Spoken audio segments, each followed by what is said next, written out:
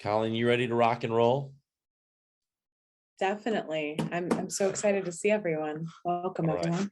Cool. All right. So we're going to go ahead and get started because we want to honor the time. We're going to try to wrap up by 6:45. We'll stick around if you have questions. So if we get to the end and you still are wondering about things and have questions, we'll stick around as long as you need us. Hi, welcome. Thank you so much for your time tonight. I know you've got a million other things you could be doing. My name is Todd Scholl. I work as the Professional Practice and Policy Teaching Fellow for the SCEA. I spent 10 years on Sarah's senior staff. I got to work with, over that time period, 10 South Carolina Teachers of the Year, plus all of the honor roll teachers and the district teachers of the year from every year. Suzanne and I are good friends and colleagues, and I know you know Dr. Jenna Hallman, who's the executive director now. And I think I met some of you at the Teacher Forum Conference in November. I first of all want to say congratulations to all of you. Again, it's an amazing accomplishment when you think that there's about 50,000 teachers in South Carolina and only 80-something district teachers of the year. You are a very accomplished group, and this is a highly decorated and honored group. And we wanted to reach out to you and reach out really to every teacher leader in the state of South Carolina to offer this social media boot camp. And basically the goal behind this, Colleen is one of the most amazing social media tacticians, and she's just brilliant with it, with the SCEA. If you haven't followed the SCEA, if you will do so, you will see her brilliance just shine through the SCEA's social media platforms. I've learned so much from her. I managed Sarah's social media for the time I was there and thought I kind of knew what I was doing. But when I came on board with the SCEA and saw what Colleen was doing, she's at a whole other level. And so the idea was, I knew from my time at Sarah what district teachers of the year were going to go through. And as you look at maybe being the state teacher of the year and then maybe being national teacher of the year, the importance that role that social media plays in your year as a teacher leader. And I wanted to connect that with what we know are best practices about utilizing social media. And I can't think of anybody better than Colleen to help you guide you through that. So we're gonna go ahead and get started. Colleen, do you want to take a minute just to introduce yourself? I know I've kind of said a few things, but will you take a minute just to introduce yourself as well? Sure. I hope I can live up to that. I am Colleen O'Connell. I'm Public Affairs Specialist for the SCEA. I came on board here around March 29th. March 26th, I was a teacher teaching in a dual modality hybrid classroom for fifth graders at a school called STEM Middle in Reynoldsburg, Ohio, where I taught humanities and gifted intervention. And I also did a lot of social media work for an early career educator group there that is pretty large, called Ohio's New Educators. All right, thank you, Colleen. I also did teach for over 15 years in Horry County. So let's just go ahead and jump in. I'm gonna share my screen with you, and hopefully everybody will be able to see it. Give me just a minute. Okay, first of all, I sent out an email to everybody with this slide deck in it, and it's got hyperlinks in it, so you can connect with Colleen and myself. If you have follow-up questions later on, you can connect with us on our social platforms. So all those links are in the slide deck that I shared with you. If you have any problems accessing it, just email me, toddscholl@gmail.com, and I'll make sure you get a copy of this. Tonight we did the introductions. We're going to talk about the importance of our voices. We're going to look at Facebook, Twitter, and Instagram. Those are sort of the three big social media platforms. Talking about engaging to empower. If we have time, we're going to look at Canva and a website where you can get some free images. Colleen's going to talk about finding your community, and then we're going to ask you about what your contribution is and how we at the SCEA can amplify your voice, and then we'll follow up with questions and then answers. At the NEA and the SCEA, we think it's important to acknowledge our native lands. So please join me in acknowledging and paying respect to the indigenous peoples who are the original inhabitants of the land that we're on today, which is the Salagwedii and the Congaree tribes here in Colombia. and pay our respect to their tribal members past and present. And in the final slide of this is included all the resources, including the links, and you can look up who the tribes are in your local area if you would like to do this native land acknowledgement in your presentations. So this is a picture of someone. Her name is Sophie Scholl. She and I share our last names. I found out about her. Obviously, I was doing research on my name and I heard about her story. So Sophie Scholl was a young woman growing up in Nazi Germany. And when she was a young woman, she started to see that the Nazis were doing all kinds of really horrible things. And she and her brother and some friends started something called the White Rose Society.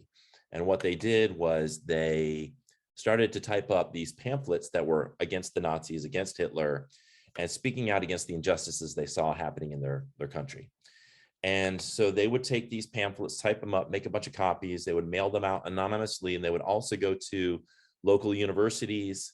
And while the students were in class, they would leave a stack of these pamphlets there so that when the students came out, they would see them, pick them up, and read them.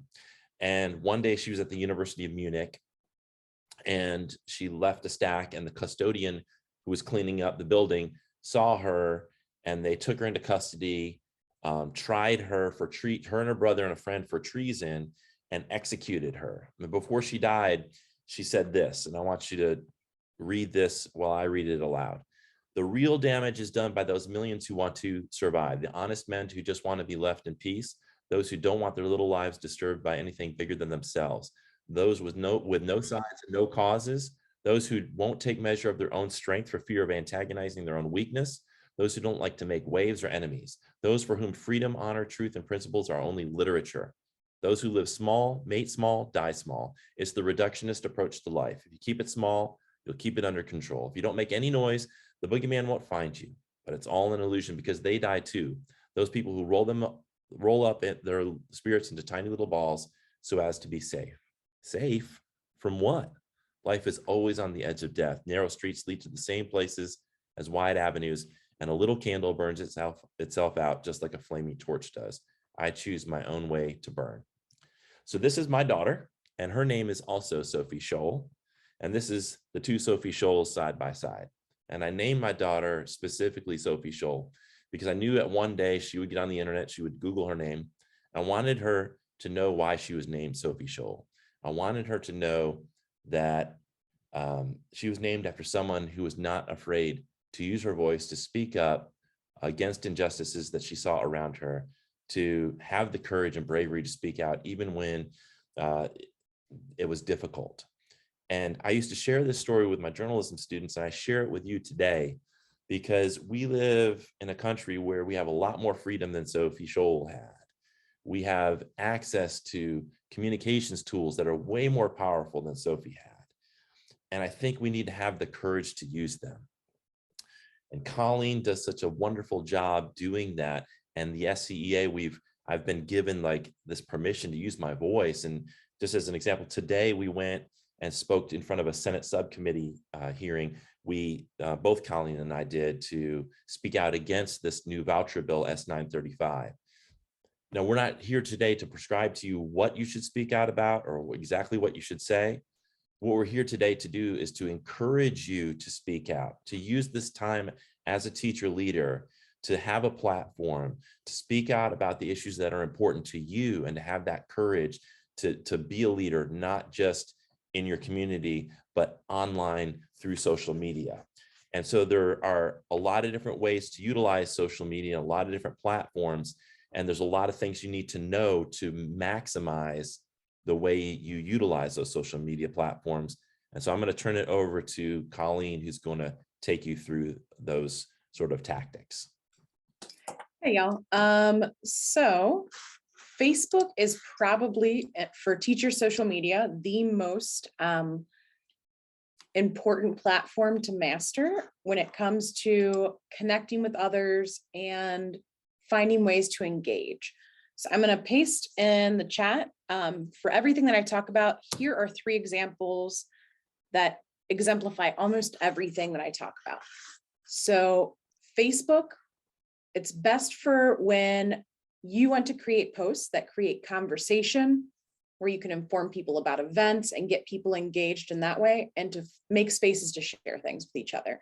I know that sounds pretty vague, but really it's more of an engagement, like as opposed to some of the other platforms that we have. And it's the place where you're going to find the most teachers in one spot. Your audience on Facebook is going to tend to reflect the profession itself. So you're going to find people that tend to be, and this is a generalization, but it's statistical, are going to tend to find people who are in their 30s to 50s. It's going to be mostly women, but it is the most reflective of the profession because there are so many people on the platform. Facebook has a very picky algorithm that is kind of opaque. Facebook tends to not want any one person or page to post more than once a day, unless your posts that you already have that day are getting a lot of traction. So if you post more than one thing in a day, or you post them too close together, you'll find that the algorithm punishes it, and people will see your posts less and less.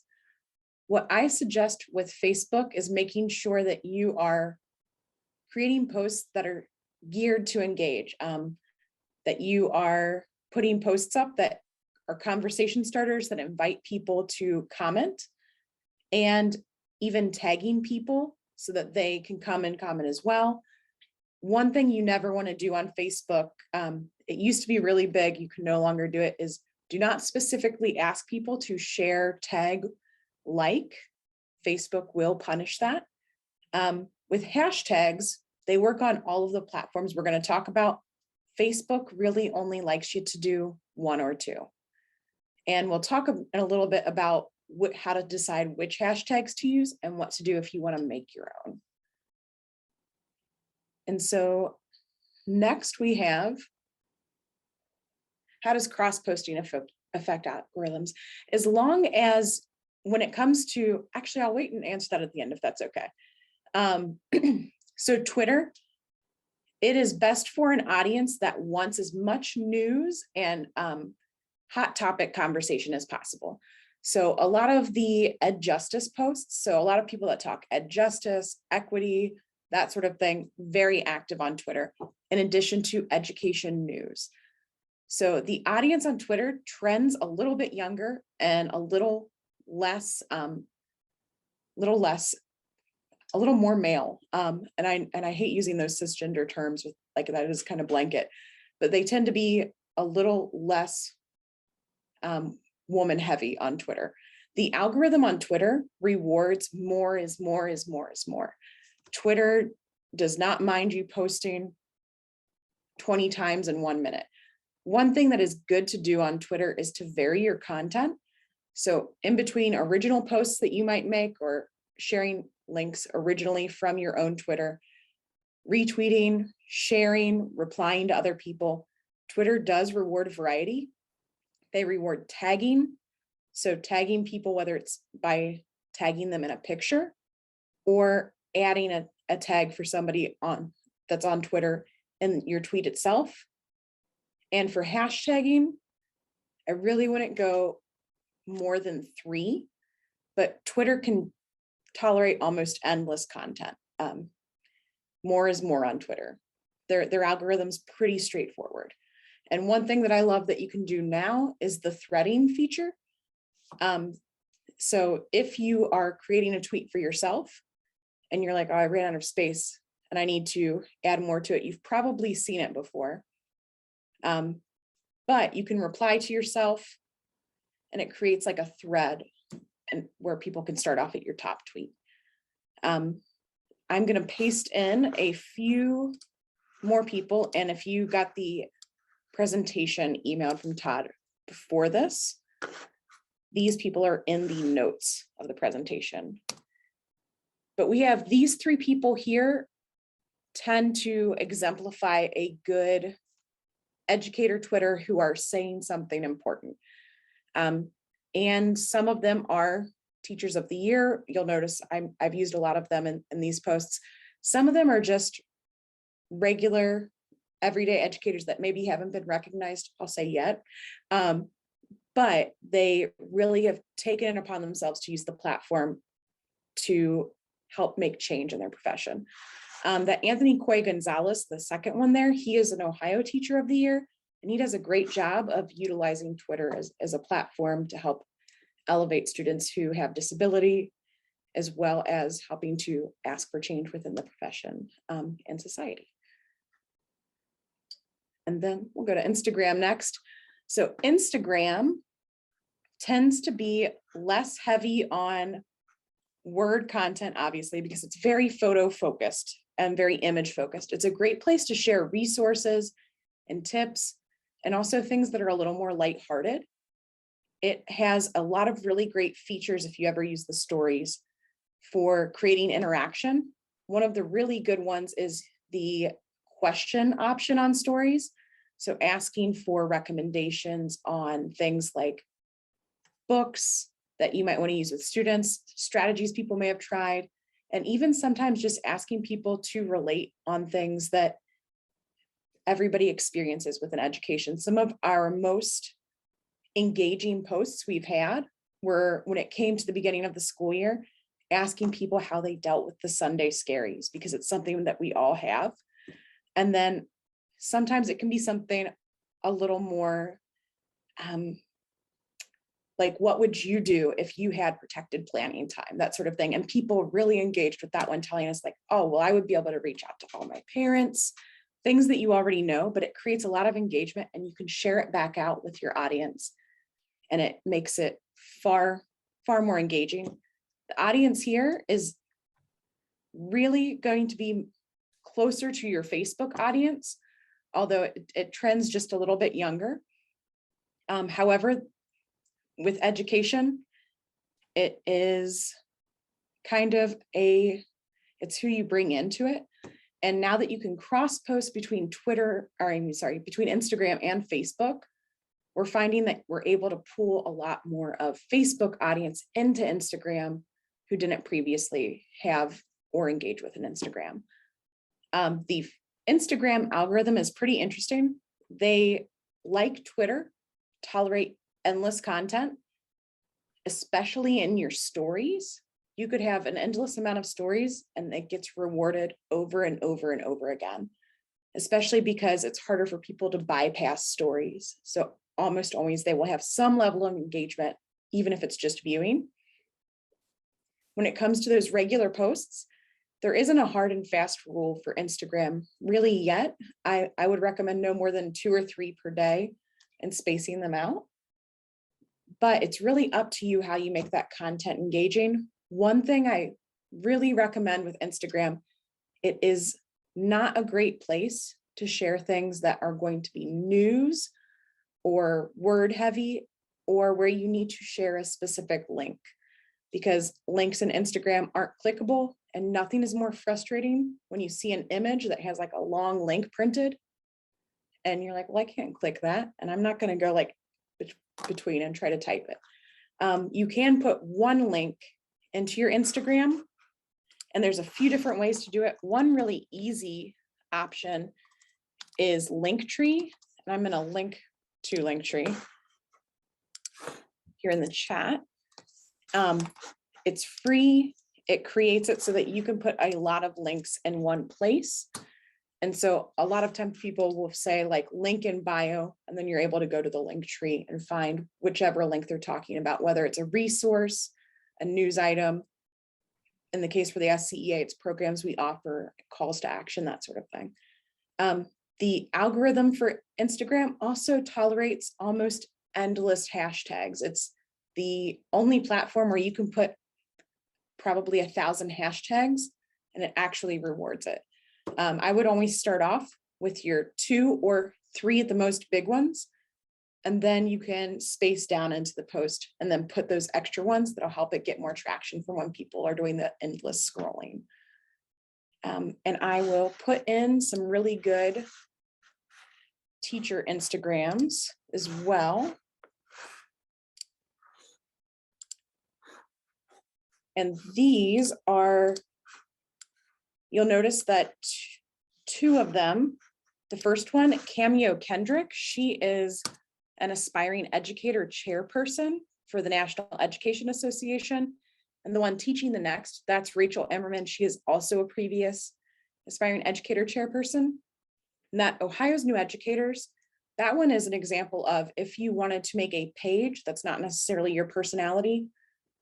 That one I helped kind of build from scratch, and you'll see like how in their recap of story archives, we created some branded images and started saving those stories, something I'd highly recommend. And you'll notice that there's kind of a variety of content. It's not always somebody's face. It's not always a created image. One thing that with Instagram, when you go to look at somebody's profile, you never want too much, unless you're going to really heavily curate it. You really don't want there to be too much similarity between the images in your checker box, or repeated images that are too close in time. Did anybody have any questions before we move forward? Because I know I just gave you a lot. Mary Rita asked, what do you mean by rewards or rewarding? Oh, great question. So basically, the algorithm that dictates what shows up into other people's feed, by rewarding it, I mean, if you do X, Y, or Z, it's more likely to show up in somebody else's feed, or more likely to show up higher in somebody else's feed. And if it's punishing, and Facebook is really the one that does the most punishing things, it will make it so that fewer people have it show up specifically in their feed. That's a good question. So one thing that I always like to focus on when it comes to content is, why are we even doing this in the first place? It's not so that we can have like a cult of personality, or because we care so much about ourselves personally. Yes, we all have ambitions, we all care about ourselves, but it's because we all have a cause that we want to advance, because we really care about something. We care about a group of people, we care about our students, and we want to make the world a better place. And really, we have to engage other people and do this together with others to make it meaningful and for it to empower the people we're trying to help. So the first thing I like to always remind people is, don't mic drop. So don't just post something and leave it, especially when it's something really important.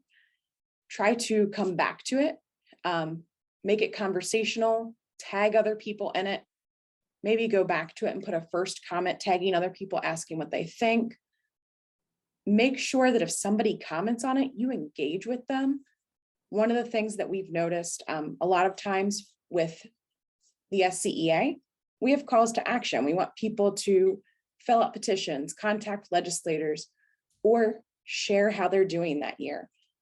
If somebody comments on it, often we'll do an individual comment, engaging with them, but also saying, hey, have you seen our call to action?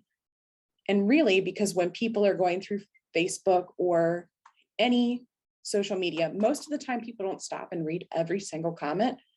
I know it might seem excessive to you on your end to comment that link with every person, but it really does increase that engagement, and it makes them come back to your page more often to engage with you more and to make more change with you. The next, and this is something that can be, I know, a little scary in education, but you have to say something to be heard. So for example, when we think about the shared values we have here at the SCEA, one thing we've been very intentional about this year is that we have these platforms. We're going to use them to help share the values that we have with our members in the real world. So for example, when we do our Facebook Live roundtables that are hosted by an educator in the upstate, they aren't on topics that are just your average topics. Like they're not only about like, how do you decorate classroom on a dime? Those things are important, but if those are the only things you're ever talking about, what kind of change are you making for the students that you're decorating the classroom for? So when it came to the topics that are really important for sharing our values, we have some on, accepting and welcoming all of our LGBTQ students, anti-racism, and how to be an anti-bigot, that sort of thing. Because those were the topics that our members who are willing to lead these conversations said mattered to them, and they expressed our shared values within the organization. Sometimes it can be scary to talk about things like that because we know that there are people that are going to disagree with you. And we know that sometimes it can be scary because what if your employer finds out and they disagree with you? However, sometimes you have to take a little bit of a risk when it comes to something really important to you. And the next is spread the love. Make sure that you aren't just putting out your own stuff. Find other educators that are also trying to make the same change as you, that are trying to lead in the same way as you, and follow each other, because really good leaders go where the motion is when it comes to making change. And sometimes that means coming together and recognizing that other people might need to lead in that conversation too. Did anybody have any questions? I know I said like a ton at you, which is super uncomfortable. I'm way more used to things being engaging, especially after teaching online, but any questions, feel free to shout it out, drop it in the chat. Colleen, I have a question, and this is going to illustrate how much of a mid-40s woman that I am. When you, and I'm learning a lot, when you post to Instagram, and this goes back to that cross-posting question. Oh, yeah. And a lot of times I cross-post out of laziness. Like I just don't have time or want to, put things on more than one platform if I can do it in one go and it is a post to Instagram and it's pushed out to Facebook. So when you do like the @people, I don't know what that's called, on Instagram, and then it becomes cross-posted to Facebook, does it still contact those people or let those people know on Facebook? I know that's such a simple, basic question, but. So I know for sure it'll notify them on Instagram, and those links take them back to whatever, like if you tag them on Instagram and cross-post it to Facebook, that link would take them to their Facebook or to their Instagram page. If it's there, I'm not sure. Because some people, like if you're like me, my Instagram, like I got lucky and I was able to make my Instagram and Facebook handle the same thing. Yeah. I'm not sure if it would notify me on both. Okay. It seems like it would be something in the interest of Meta, the company that runs both, to do that, but I don't know if it actually does yet. Okay. I was just curious about that. And like I said, a lot of times I do it out of just saving time, and I know that on Facebook, you can do the same tag. I guess that's what it's called, tagging of people with that @ sign, or tagging of, like, let's say Lander University. If I said @Lander on Instagram, you can also do that on Facebook, but I didn't know if that tag maintained itself through that cross post. Yeah, definitely the hashtags are the same. It just does it, whatever conversations around that platform with it. And really, since Facebook and Instagram are owned by the same company, especially with cross-posting stories, they really reward that now.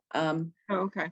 If you've noticed, like you have people that you're friends with on Instagram and Facebook, if they put their story on both, they both end up in your feed. And that's on purpose on Meta's part.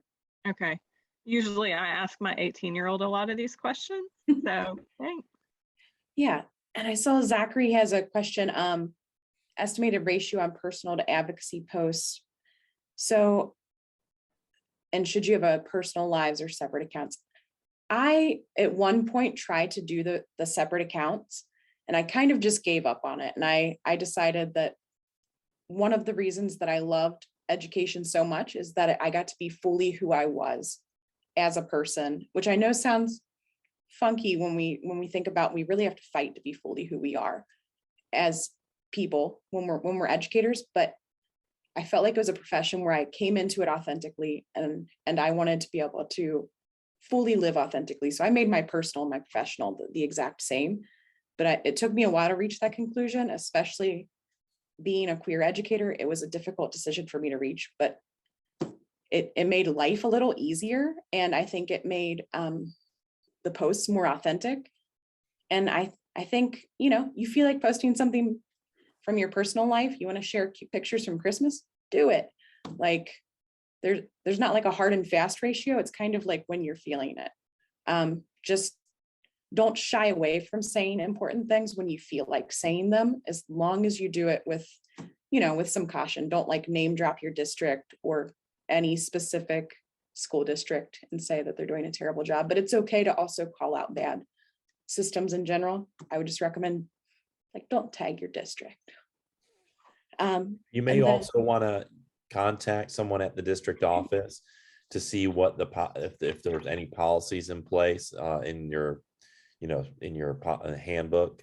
I know, like, I'll just give you an example. When I was at SCEA, we had an agreement that I could, on my personal accounts, I could say what I wanted to say, but I had to remove my employer because we didn't want it to seem like I was representing my employer and that those views that I was sharing were representing my employer. So I would just check if you have any doubt, to check in with someone at the district office about what your district's policy is. I know, like, for Amy, I'm sure, Amy, when you became South Carolina Teacher of the Year, you're going to have an account as South Carolina Teacher of the Year, and you've got your own. I know, like, you have an email for South Carolina Teacher of the Year and your own, and you'll have to learn how to navigate that if you make it to that position.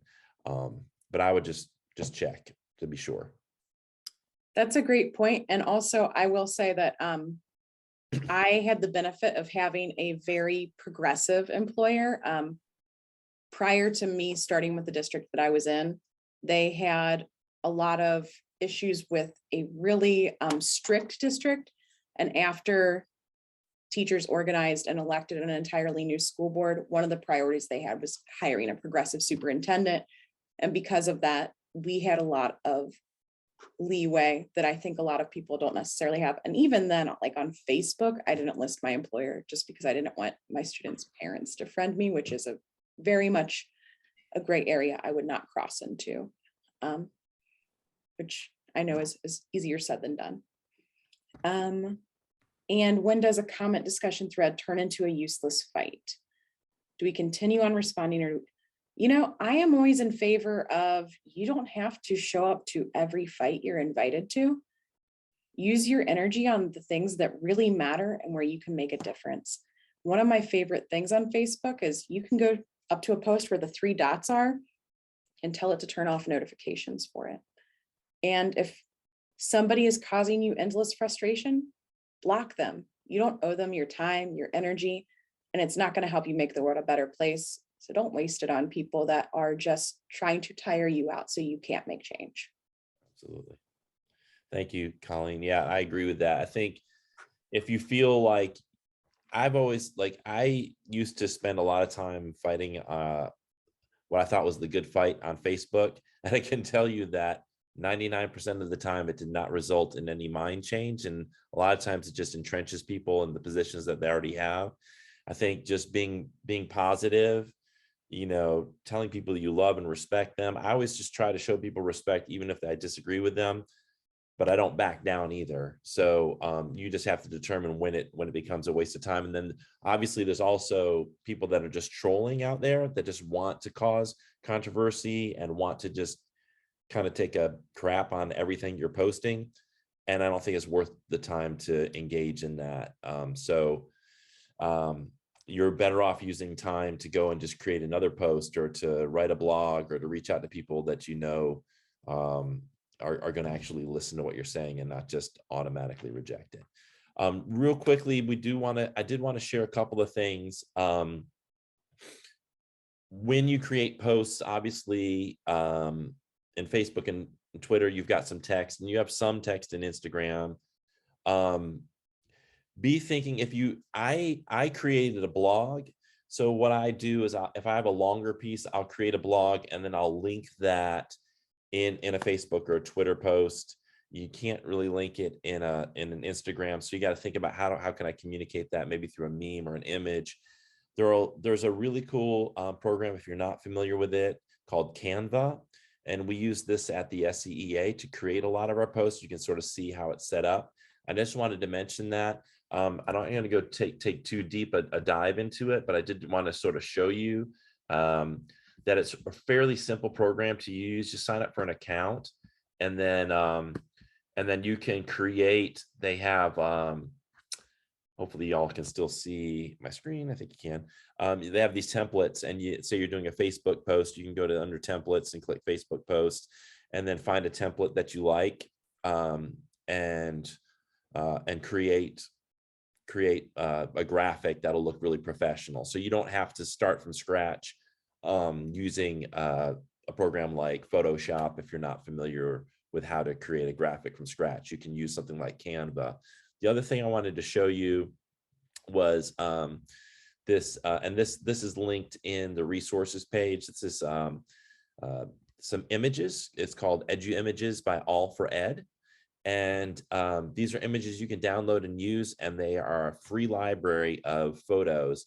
And you can click collections. So let's say you needed an image, and you want an image of, say, you're at a high school, and you click on the high school link, and then you can find all kinds of images in here that you can link, include in your post. You just click the download for the image, and then use that as your sort of the image for your post. Obviously, I think it's really great to have your own videos and your own photos that you're taking with your phone. But if you need to post something and you don't have an image readily available, this is a really great resource for you. So that's included in the resource notes. I'm going to turn it back over to Colleen. Hey, so just before we move forward, I just wanted to share a little bit about my journey as an advocate and as somebody that's part of a collective.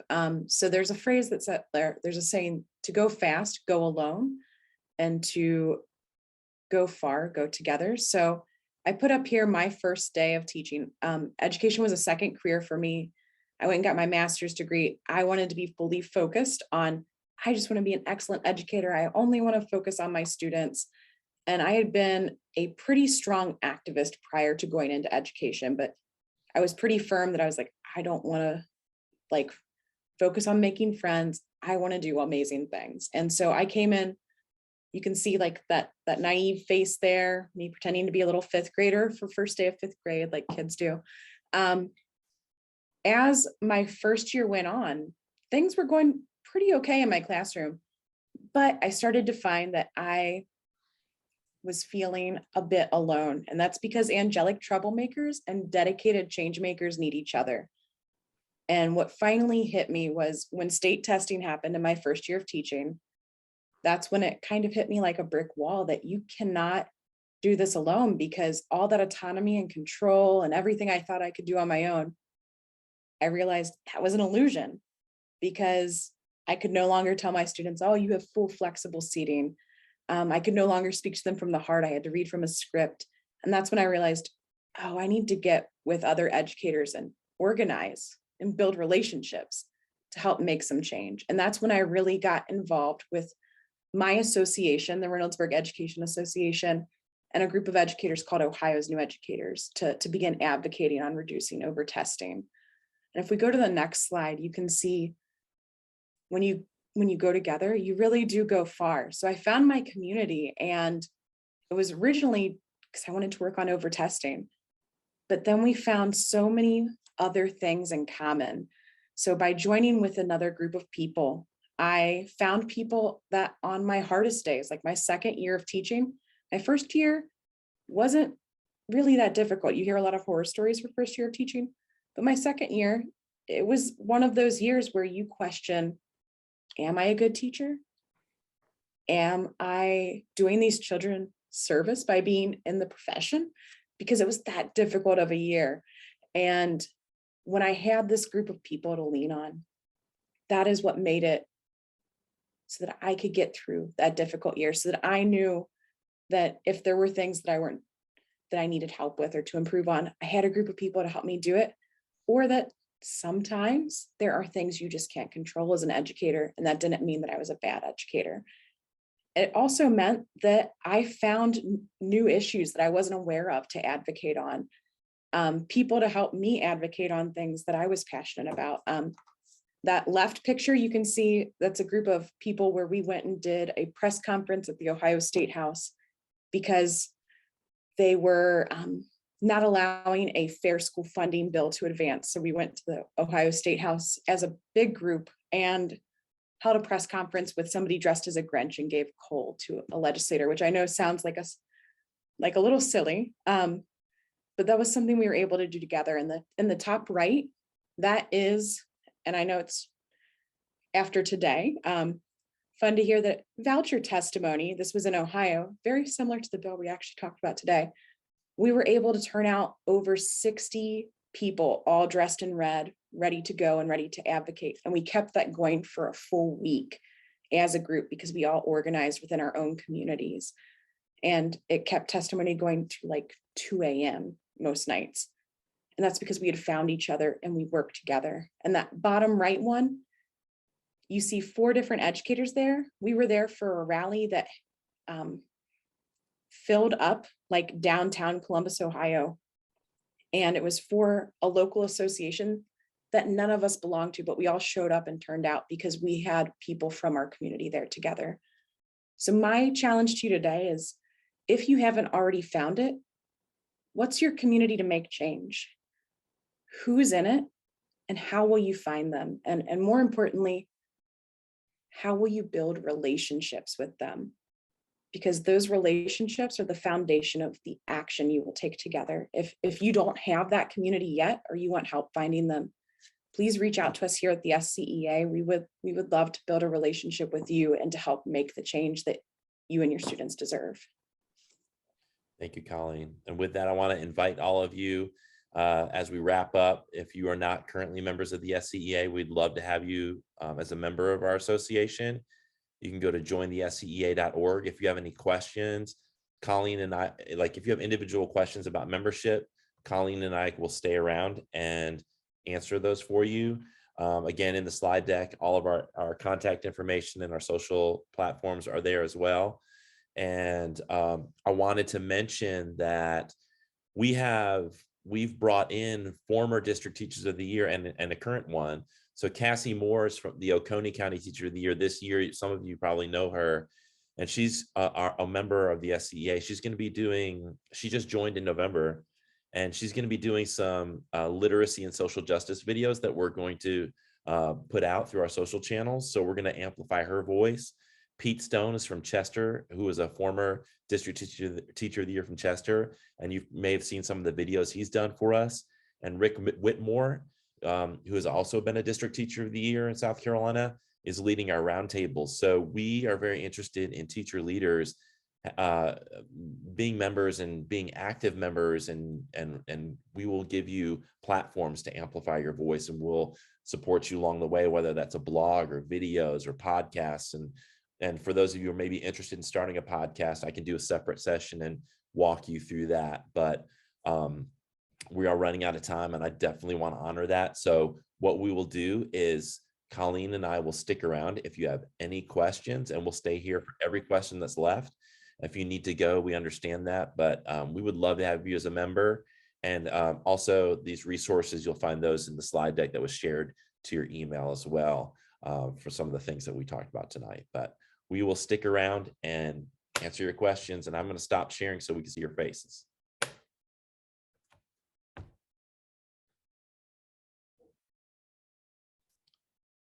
Feel free to unmute your mic and pop in if you have questions. And if you need to jet, we understand. And I want to thank Colleen, who's just a guru and a master at this stuff. Thank you, Colleen, for your time tonight. She's got so much on her plate, and she does such a great job. Thank you, Colleen.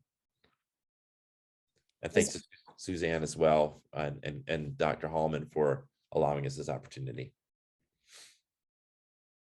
Well, Todd, we certainly want to thank you and Colleen for sharing your expertise with everybody. I'll let them have the floor in case they have questions, but I did want to make sure we told you how much we appreciated you sharing this with them. Suzanne.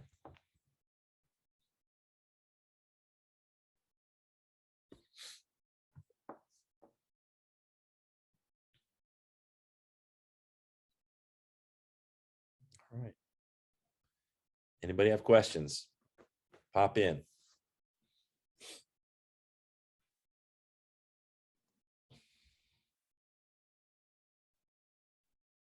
Okay. All right, last call for questions. All right. You guys have a wonderful year. Again, congratulations on behalf of everybody at the SCEA. Really kudos to you. And we hope that your year goes really well. I know this has been a tough year again for teachers. If there's any way we can support you, whether you're a member or not, we're here and you have our contact information. We'll be happy to help you.